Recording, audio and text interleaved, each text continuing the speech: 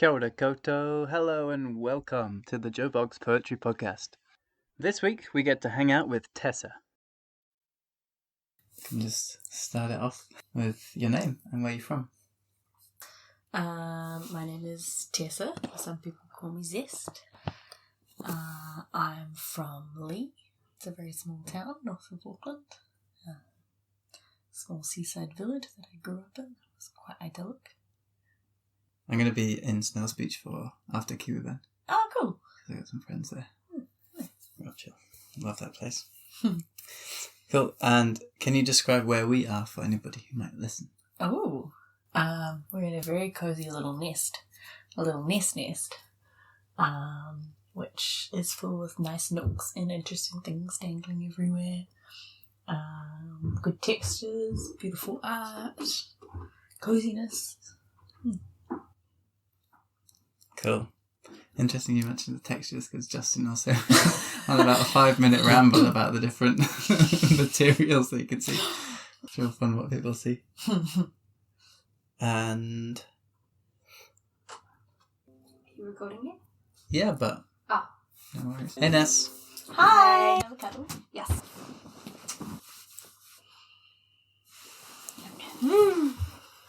Don't we put on the fairy lights instead? Yeah, great Ooh. shot. Some studio lighting. Yeah. Oh, that's good. Thanks, Joe's Ness. assistant. You gotta jump out of the cupboard. Studio assistant.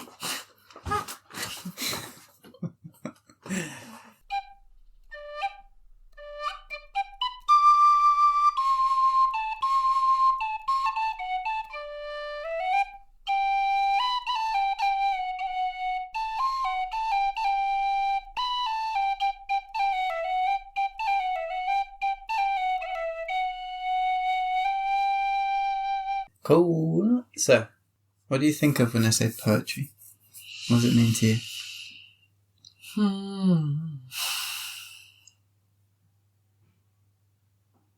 I guess poetry is about trying to get the essence of something. A feeling or a moment or a sensation and conveying it in a way that echoes that sentiment. Cool.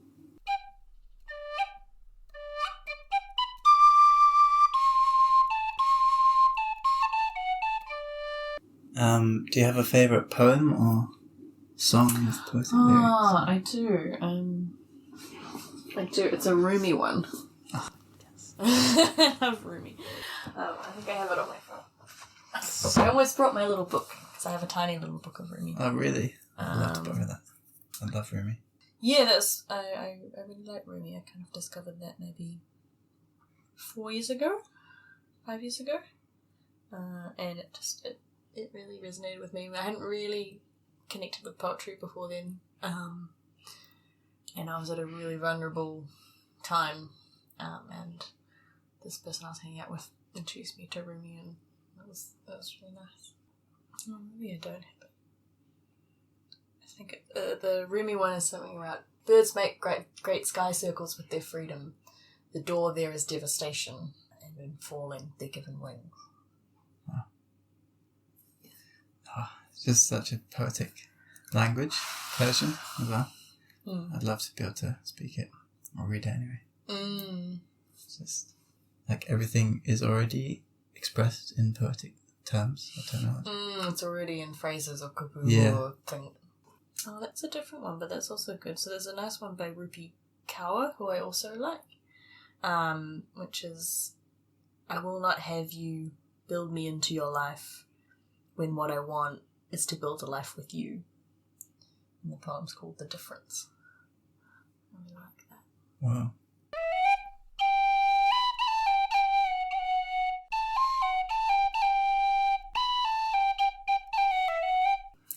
And do you have a poem you would like to share?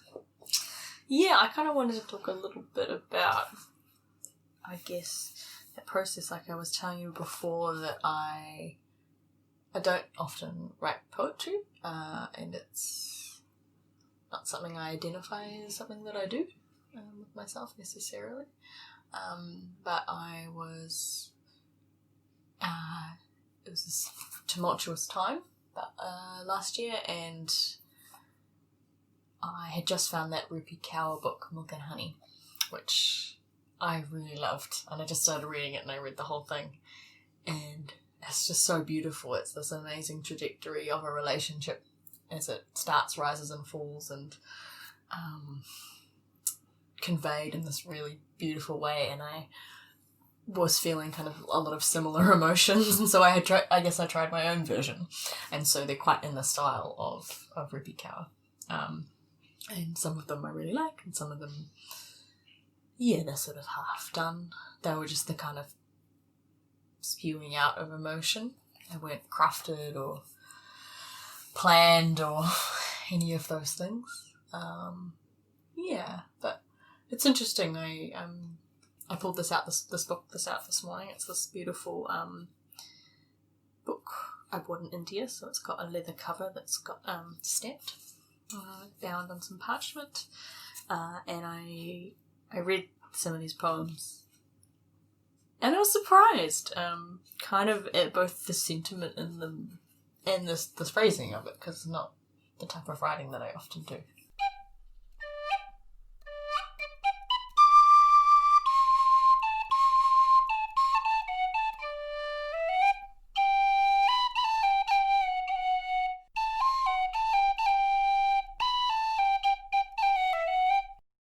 He calms me. I go tense, confused, unsure. And little by little, it all flows away, and I can just be. If I were single, I'd still be that sharper, polished edge. Under your touch, I am softening. In the frozen depths of the night, we whispered about feminism, rolling in the ideas together. But we built that shelter. For moments before I'd upset you again, unknown.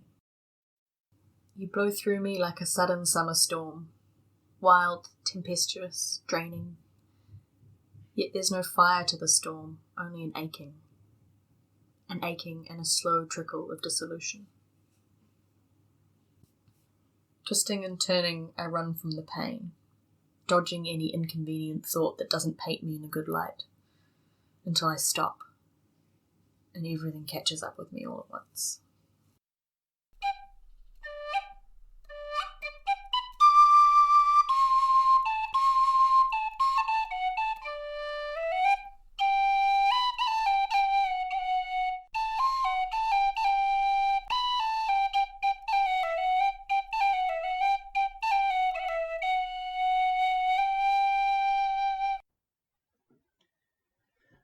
One thing I really like about Tessa's poetry is its little glinting fragmentary form, which partly just reminds me how accessible writing poetry can be, and all you really need to do is seize a little moment or a little spark of inspiration and just try and get it down in a different form.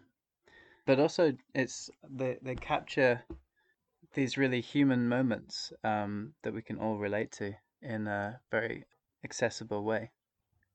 So thank you so much for sharing your words with us, Tessa.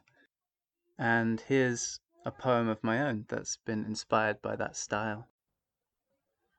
Rain by Joe Blogs. The weather forecast did not lie. It called for rain, and lo, the sky is full of water. Well, not full, perhaps a quarter cup half full of silver lining, for in the morn the sun was shining, and the rainbow will arc again across the hope of hopeless men.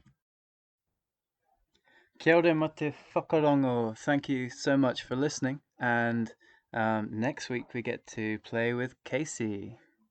Have a magical week until then, and if you feel like it, then recommend observing your surroundings and your emotions and try writing something, see what comes out.